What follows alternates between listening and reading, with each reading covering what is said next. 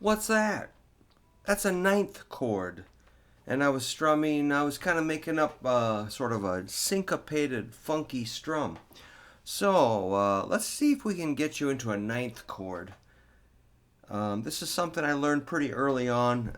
I don't know how. I didn't have a chord book. I think like older kids in the neighborhood would come over and jam, and I'd watch their hands. You know, it was all big mystery. You didn't know anything. All you knew was that shape sounds funky.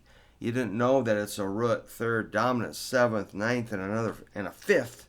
You didn't know anything about chord formulas, but I knew it was key of E, and I knew it rocked, and that's all I really needed to know.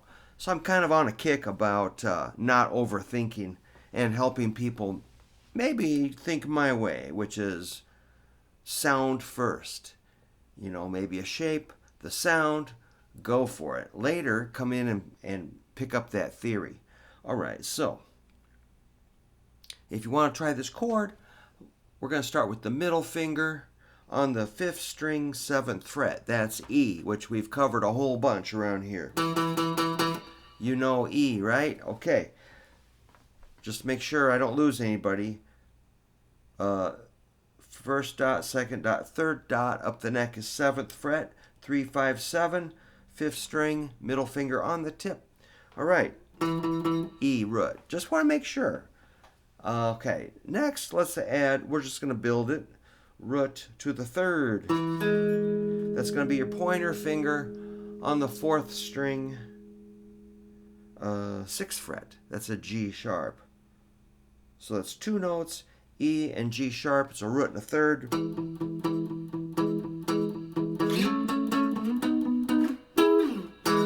Kind of nice sound, root and 3rd. 3rd is kind of a nice melodic sound.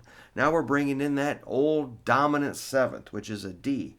Root, 3rd, dominant 7. Really cool. I love that. Root, 3rd, flatted 7. Or 7th fret, 6th fret, 7th fret. Middle, index, ring. Ring is on 3rd string, 7th fret, on the tip. For now, that's a really good chord. So I'm going to move it around just to show off for a second.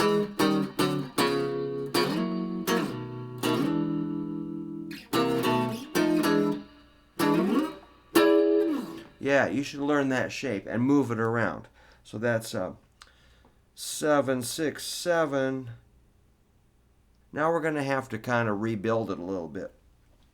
I'm going to keep the idea there, but I'm just going to lay the ring finger flat on 3 skinny strings. See that? 7th fret, 3rd, 2nd, and 1st strings. That's a D, F sharp, and B. 3 notes, which is kind of like when I grew up in the 70s, what was hot was like disco. I didn't really like it, but it was infectious, and you couldn't deny some of those songs were really fun. I just wanted to rock, man. Maybe some blues. I didn't really know anything. I just knew that it was kind of a little too decorative, or, you know, something about it bugged me. But now I still study the disco songs, and they are pretty cool. So here's our 9th chord. Now, a lot of people just go, "Oh boy, that's hard." Like, it really isn't. If you go step by step, boom, boom, boom, lay this one flat, you're done. There's nothing in there. Your hand naturally sits like that. If you just like, all right, guitar player, take a break. Okay. You're about there, man. It's just your hands. So don't think of it as being really tense. Just let your hand flop into that position. Give yourself time. But so maybe if you want to do some funky strumming, let's try the metronome. What do we do here? How about 1, 2, 3, 4, 101? How about just going?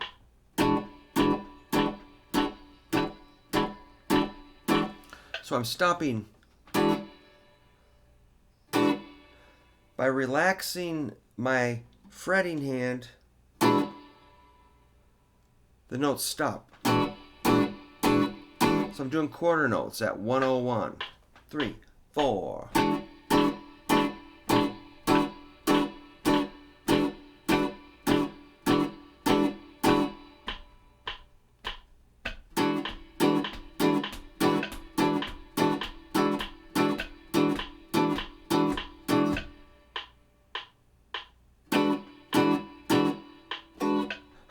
I was just playing around and seeing what I could come up with.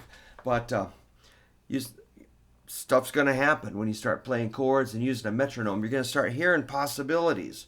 Again, not overthinking, just doing. So let's try eighth notes. I'm going to go down, up, down, up. I seem to be holding the pick in with my middle finger and using my index finger to, using my nail to kind of boop, kick it. All right, I'm going to try eighth notes. 2, 3, 4.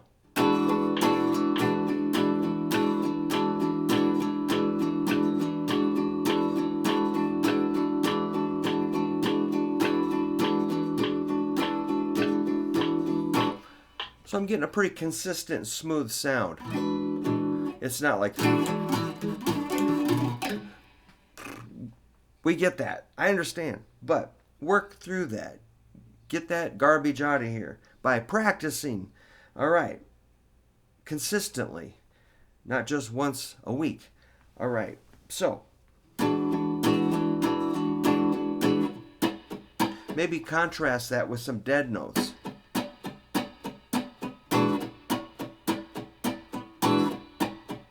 Or, I'm going to press down and then mute. This hand is controlling if it's a chord, or just dead sound. So when you relax, make sure all strings are, you don't want any, no,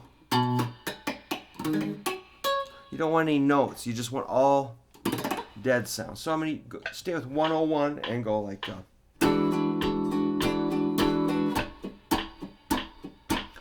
and 2 and 3 and 4 and 2 and 3 and 4.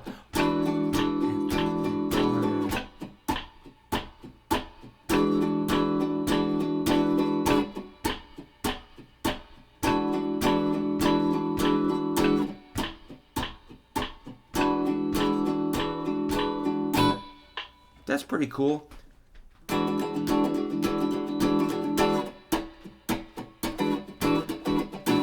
Now, how you start making it really bouncy?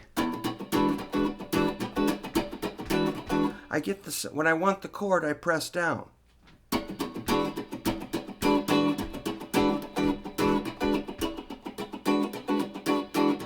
So, I'm getting the dead notes plus the chord. 1 and 2 and 3 and 4 and 1 and 2 and 3 and 4 and you can just try different 1 and 2 and 3 and 4 and so I'm accenting on the 3 and 4 with the chord. 1 and 2 and 3 and 4 and 1 and 2 and 3 and 4 and 1 and 2 and 3 and 4 1 and 2 and 1 and 2 and 3 and 4 and 1 and 2.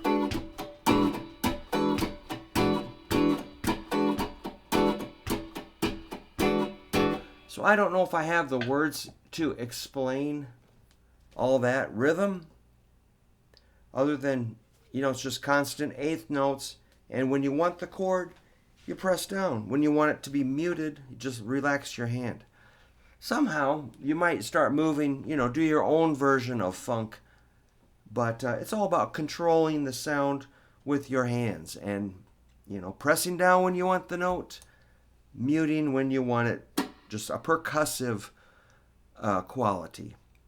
All right, I hope you liked a little bit of that. And I didn't leave you hanging. But just work on your ninth chord. Work on moving it around. And we'll start getting a little bit funky with it.